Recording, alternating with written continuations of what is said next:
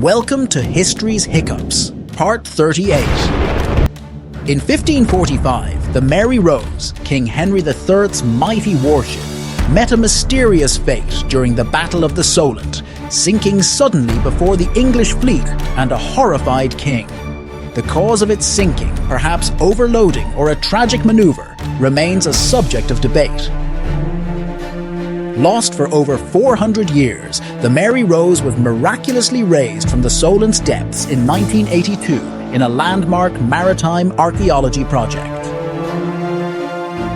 The ship's recovery unveiled priceless insights into Tudor naval life, with thousands of artifacts offering a snapshot of 16th century seafaring.